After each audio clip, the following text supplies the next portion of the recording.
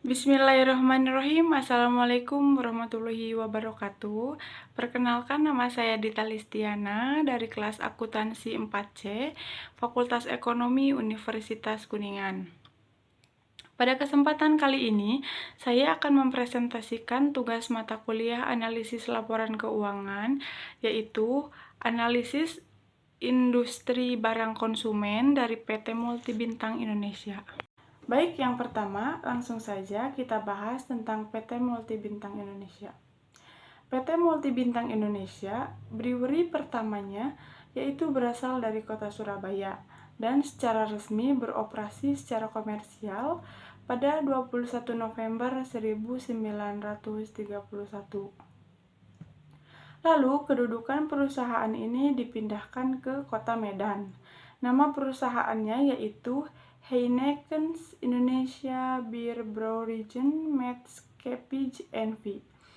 Sejalan dengan meningkatnya pertumbuhan perusahaan, kemudian brewery kedua dibangunlah di kota Tangerang.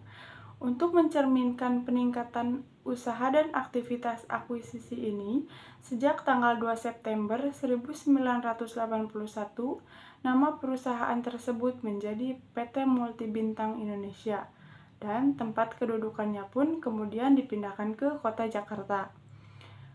Kemudian perusahaan ini juga mencatatkan sahamnya di Bursa Efek Indonesia. Langsung saja saya akan jelaskan analisis laporan keuangan yang pertama, yaitu analisis perbandingan neraca. Seperti yang dapat kita lihat bersama, terdapat total aset, total liabilitas, total ekuitas, serta total liabilitas dan ekuitas selama periode 5 tahun, yaitu 2016 sampai dengan 2020. Yang mana hasil presentasi tersebut diperoleh dengan cara menjumlahkan total tahun kedua, dikurangi total tahun pertama, kemudian dibagi total tahun pertama. Selanjutnya, analisis perbandingan laba rugi. Terdapat total pendapatan, laba bruto, dan laba usaha.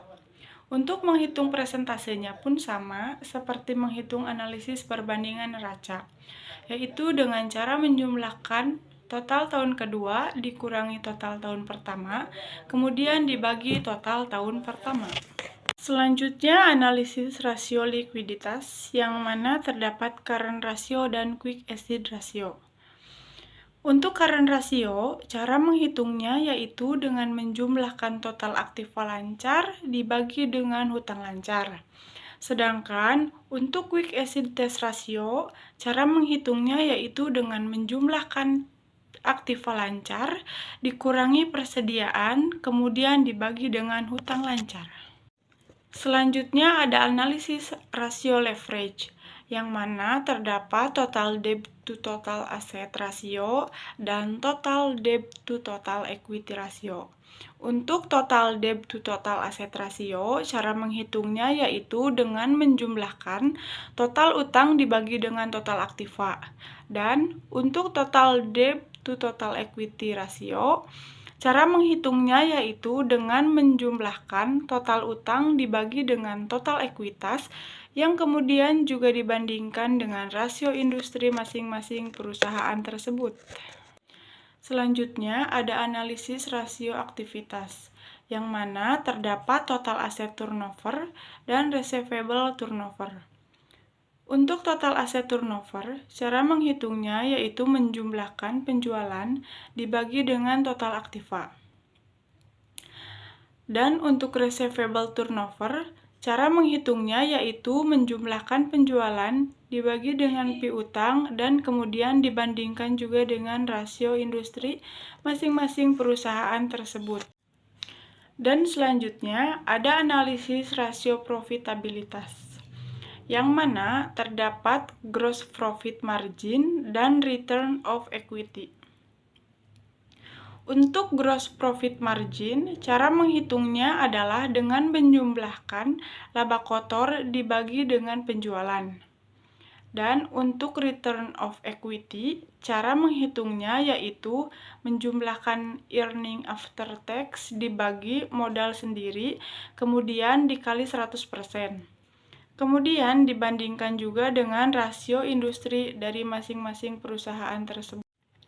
Baik, selanjutnya ada analisis common size laporan posisi keuangan. Untuk menghitung persentasenya, yaitu untuk aset, semua aset dibagi dengan total aset. Untuk liabilitas, semua liabilitas dibagi dengan total liabilitas. Kemudian untuk ekuitas, semua ekuitas dibagi dengan total ekuitas. Baik, selanjutnya terdapat analisis common size laporan laba rugi. Untuk mendapatkan hasil persentasenya, yaitu untuk total pendapatan, laba bruto, dan laba usaha dibagi dengan total pendapatan. Selanjutnya ada analisis tren laporan posisi keuangan.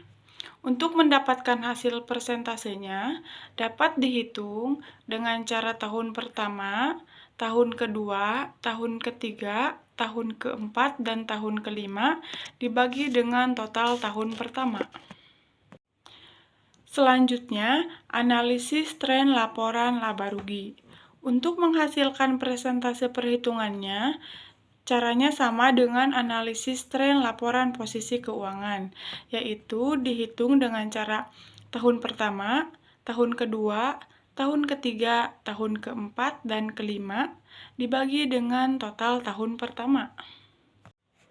Selanjutnya yaitu analisis DuPont, yang mana analisis ini kemudian akan menghasilkan ROE pada perhitungan setiap tahunnya. Selanjutnya ada analisis cross-section. Untuk rata-rata aritmatika, ROA-nya dapat dihitung dengan cara ROA tahun pertama sampai dengan tahun kelima dibagi dengan 5 tahun, karena periode waktunya dari 2016 sampai dengan 2020. Dan untuk rata-rata aritmatika nilai bukunya, dapat dihitung nilai buku tahun pertama sampai dengan tahun kelima dibagi dengan 5 tahun. Dan untuk memperoleh nilai bukunya dengan cara ekuitas dibagi dengan saham yang beredar. Baik, yang terakhir terdapat analisis time series. Analisis ini terdapat ROA perusahaan dan ROA industri.